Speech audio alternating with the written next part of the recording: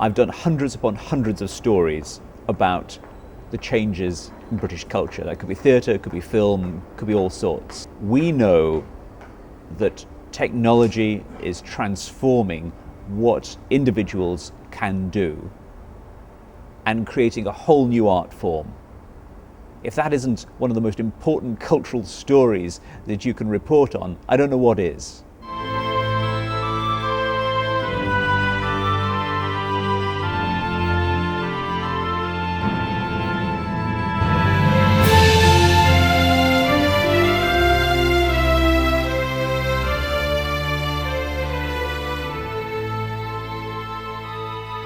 I've been involved in making fan films for almost 15 years, and I thought it was about time to think, well, why have I been involved with it? And why are other people involved with it?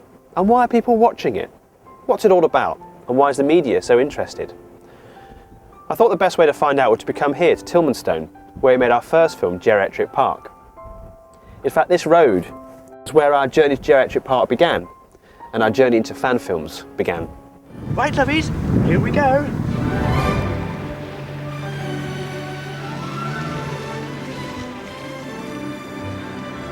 Well, a fan film is obviously it's a film made by fans, so it's a film that is it's nurtured within a context of enthusiasm for a particular text or an intellectual property, or some kind of cultural object. It could be anything though. It doesn't have to be a copy. It doesn't have to be original, and it can be short or long, just a sketch or anything. And it's outside of the industry, so it doesn't have the kind of wherewithal, the means of production. It doesn't have the budget and so on. I got hooked instantaneously. I spent far more money than I should have, and went out and bought tripods and mini Steadicam systems and lighting and reflectors and camera, and it just suddenly snowballed, and I'd spent like $4,000 on equipment. So it's a film that's made out of love for a particular cultural object or a text, and that's its main context, I think. And it's something to be shared amongst other fans as well.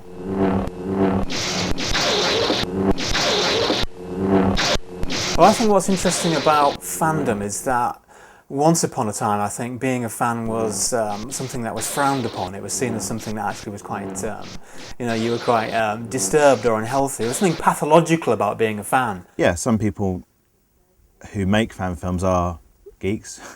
Some fan films are very niche, very very narrow-minded.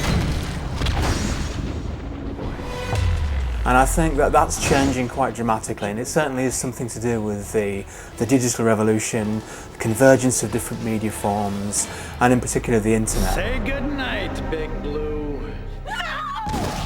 I've been working and playing in film since I was 16, and graduated from media production at Lincoln University in 2001. And since then I've been working on my own projects, including a fan film, as well as some community-based things, and I've also done some work for BBC down in Bristol. My angle from coming in and making fan films is for the enjoyment of working together as a team. I'm a creative person. I'm a designer, by trade. So I like making things, creating things. And a film is a massive creation. Well, I guess it's just things saying, well, yeah, it's my chance to contribute my own small part to the incredible Star Wars universe that George Lucas came up with. So a lot of people consider it to be the ultimate homage, I guess. Our film's called Star Wars Rise of Trialfia. We've been able to utilise another service on the internet over there called filmnet.org, where there's a lot of people that have done acting courses at university and want to get into it as a career. Yeah, about 50% of the cast we have so far have been through there. The other people involved are already friends of mine that are also Star Wars fans themselves. Well, I am a Star Wars fan, which means a Star Wars nerd. One year we decided that we would have a go at making our own Star Wars film. We got together, cobbled together some costumes in some woods and filmed a lightsaber fight, and we had fun. Oh, crap!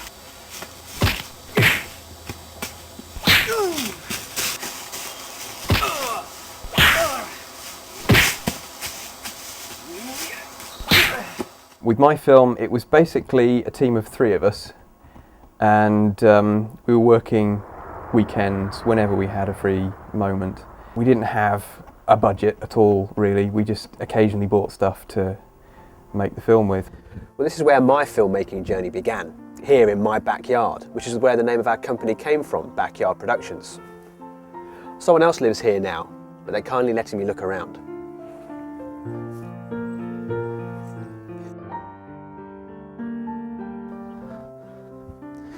Of course, this is where Mark and I did our notorious fight scene. I threw him into the shed over there.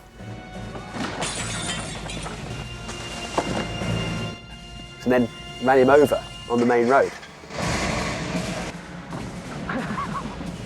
And down here was where our Aliens' sketch was done. Our first experiment with blood, guts and gore.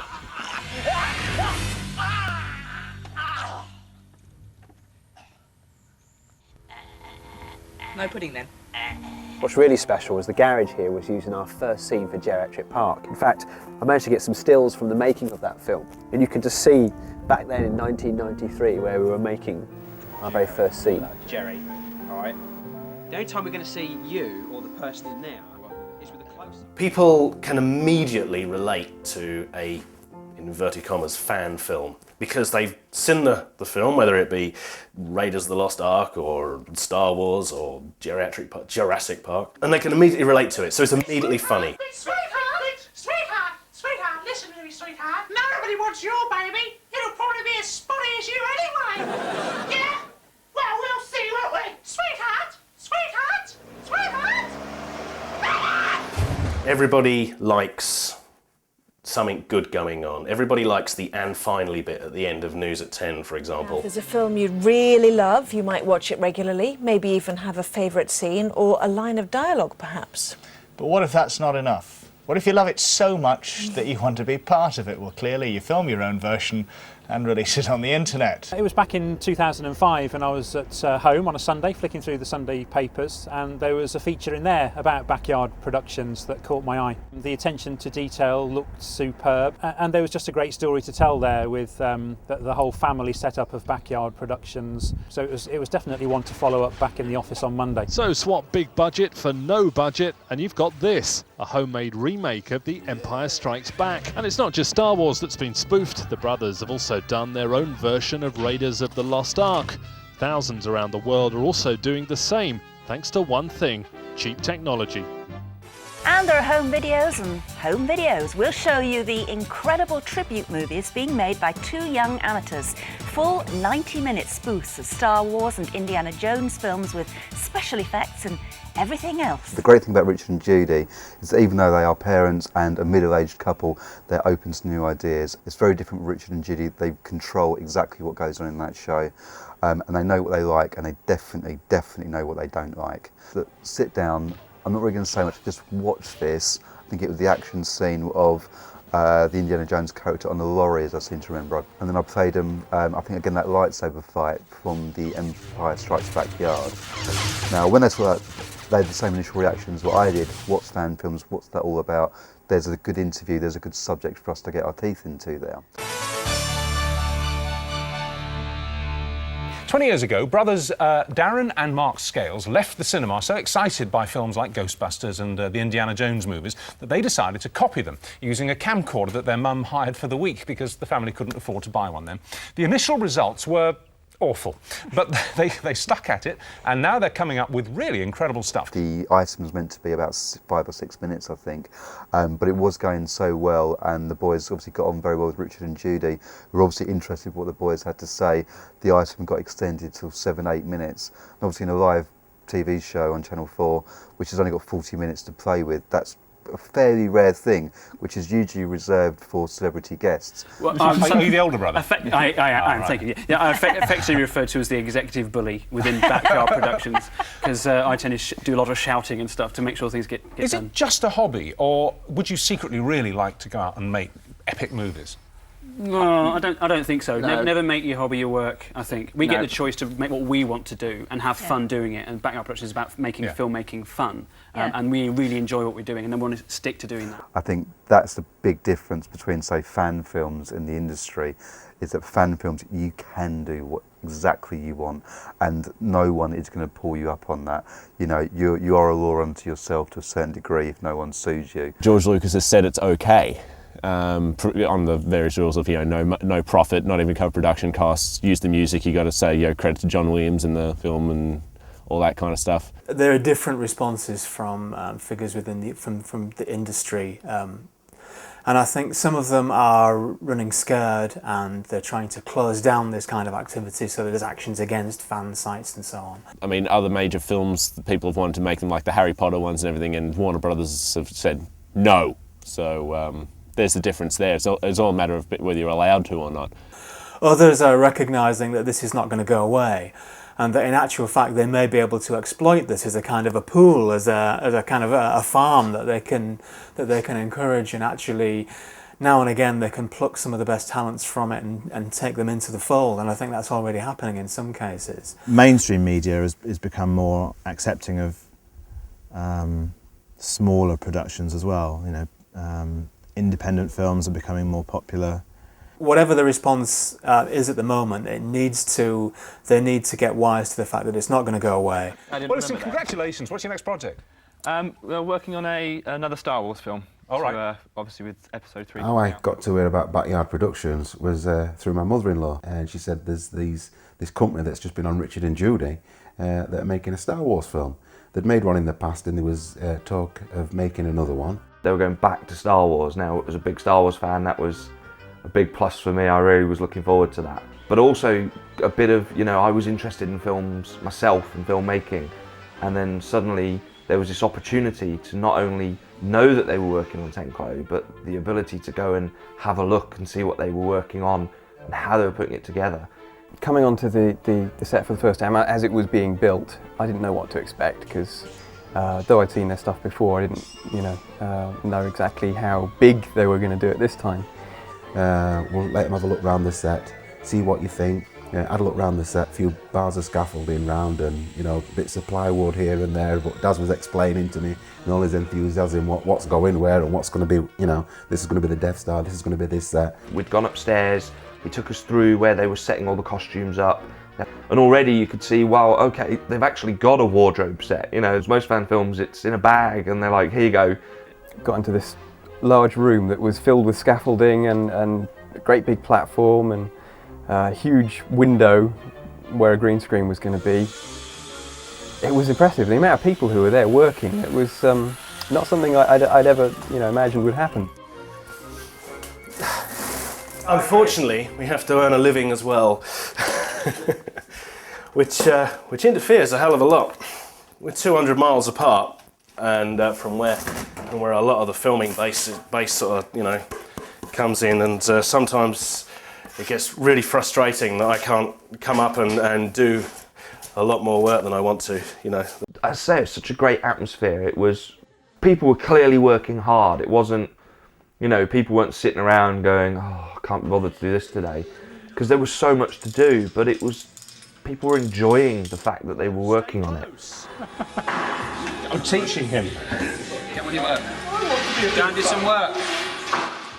We were extras and we played clone troopers, and we all had to burst through this doorway, and it was actually quite magic on being on set, because if you stand in the middle, you look sort of one way, you see set, you look the other way, you see set, and just for a moment you could believe you were actually aboard a spaceship. In you come fire and die, sit, it's good, and 1, 2, 3, go. Yeah, working on The Emperor's New Clones was very different to my own fan film. Rather than sort of spend 20 minutes in front of the camera laughing and just making stuff up, there was a need to stick to what was needed so that you could get on to the next shot. And there's one scene where there were pyrotechnics involved, and so if that went wrong, it would be difficult to stage it too many times again, so you've got to get it right. When you've got so many involved, there's so many more chances of things to go wrong. Hang on! 1, 2, 3, punch it!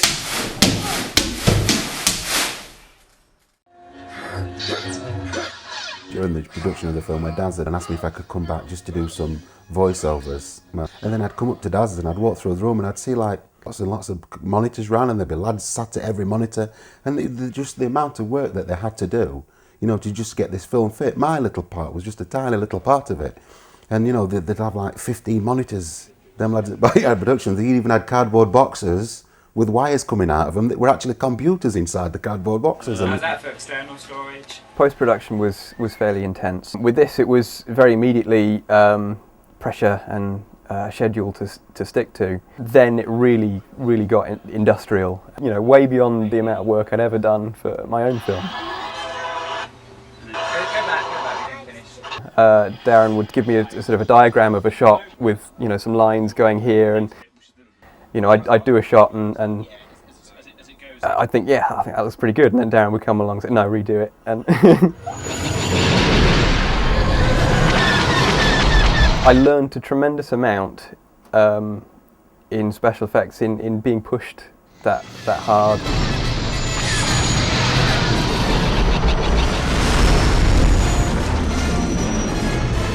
Now, George Lucas told us that Revenge of the Sith would be the last Star Wars film, but it seems fans of the movies have other ideas and are making their own sequels. Indeed, the latest is The Emperor's New Clones. The Emperor's New Clones. The Emperor's New Clones. Scores of keen moviegoers converged in our region as it hosted the world premiere of the latest Star Wars film. Not quite Hollywood, but then this isn't quite Star Wars. Nevertheless, filmmakers, stars and fans all eagerly gather to see this latest sci-fi epic get its big screen debut.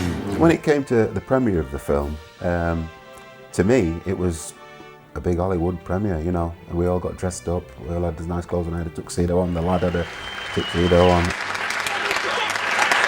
the cast and crew here, this is your film. You all gave 110%. Ladies and gentlemen, the world charity premiere of Star Wars Episode 3, The Emperor's New Clones. The good part that I'll always take away from my experience is the film's fantastic, the film's brilliant, being all part of it is good. But, you know, that summer, me and my son spent most of the summer together, and that is something that I valued a lot, being with my son, just me and him together, going off on this like crazy scheme, as it were, you know, to going off and doing this film. It was just the whole experience. It was a good time for me and my lad. We bonded a lot during that period. Freeze, dirtbag.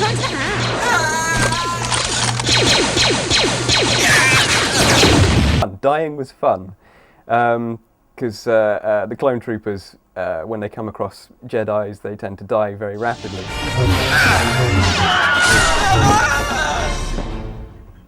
Thankfully, that was added in post-production, and I sustained no real injury. Not only have they made a film, they've made it for £3,000, which, you know, but the film is not, you know, their little sister or their little brother in a wig running around the park with a plastic sword. It's a film with proper production values, with a proper script, with proper jokes, with proper special effects, with proper editing. For £3,000, which is what they spent on their film, all I've got was probably that table, which cost the same amount of money.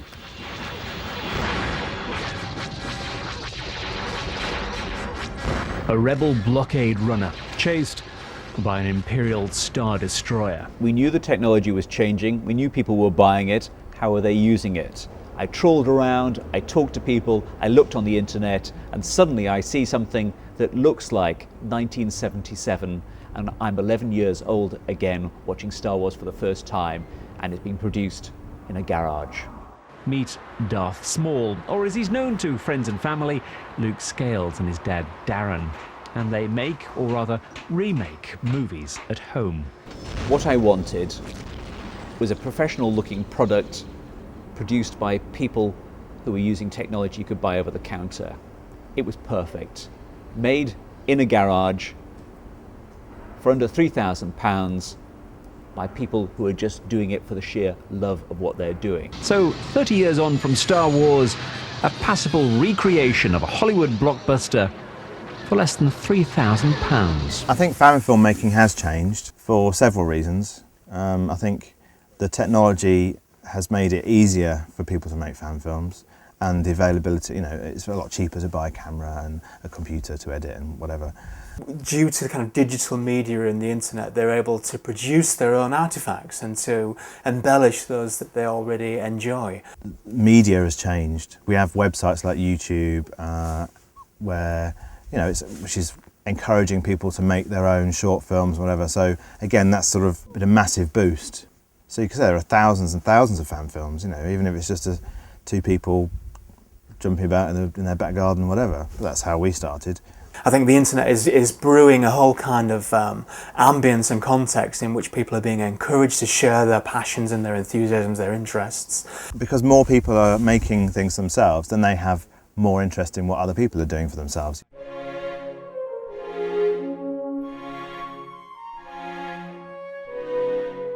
Another great thing about making fan films, for example, is that it's brought us here to visit, quite a special location, special to a lot of people. We've driven for many hours, we've had, a grueling trip to get here, but again, it's quite satisfying, and it's something that's spun off from making fan films. So it's, another fringe benefit. The whole family's come along, we're having a great holiday, as well as, visiting locations. I mean, this is an amazing set. We've built some pretty amazing sets, I think. But to us, because we've seen the whole construction, I suppose, then they're not as real as this feels here. But then, it is made out of chicken wire and plaster, and you can see, having built sets, you can see how they might have put it together. And our own films are more special to us than they are to anybody else because we were there. But now we've been here, then maybe the real Star Wars films will be more special.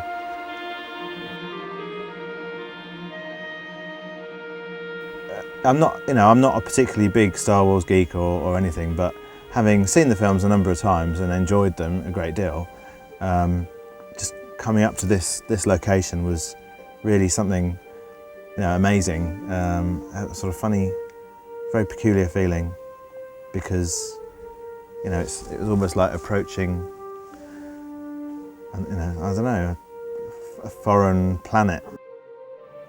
Well, I've got a tingle now.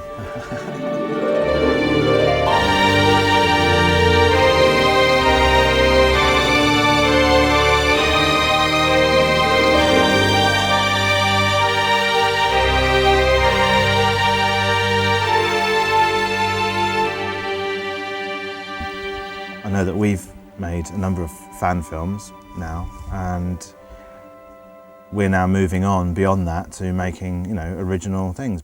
I've started work on my own film, and it's a medieval film based on a 14th century manuscript that was made in Lincolnshire. And I'm much better equipped to do this film now, actually having been involved with Backyard Productions. Seeing how that works has definitely informed how I'm working on this film. Look out, I'm putting my neck out for you. How many flaming times do I have to flaming say it? I'm flaming, not flaming interested.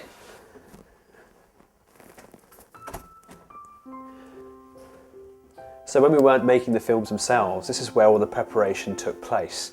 And this is the great thing about fan film making, is that everything starts at home. We're using your backyard as a set, you've got your pre-production in your kitchen, and I think that's what makes fan film making so interesting to the media and why people love to get involved. Because we've learned so much, we have the ability to be, semi-professional filmmakers, which is is quite an achievement. Wait. Cut. And if that's all come from fan films, then fan films must be quite a good thing. Well, I see fan filmmaking as pretty much entirely positive, and I think that it's opening up space and opportunities within mass media that I'd like to see widening and developing. Yeah. People like a bit of light-hearted fun, and what we're doing, I think, touches a few people. They can see that we're having a gig, we're doing it. Maybe that's what it is. There's so much not fun going on in the world. Maybe we can bring a little bit of enlightenment to people. I haven't seen The Emperor's New Clothes. A group of amateurs had actually put the time and effort to make such a polished, finished product, and it showed on the programme. It went down an absolute storm on the show, and that started my relationship off with Backyard Productions, who I think are absolutely one of the most interesting companies in this country. And you want washing up bottles, you're wanting loo rolls, you're wanting yoghurt pots. And blow me down, we're getting an imperial starship created out of yoghurt pots, loo rolls, and the centres of carpets. But in the end of the day, we're all aiming towards one goal, and I like that. So there we are. Fan films are made because we have the technology to make them. There's an interest to show and share each other's work and pay homage to our great heroes and villains. And some of us are now even using our abilities learnt through fan filmmaking in the real world. But for me, it's been about having a whole load of fun.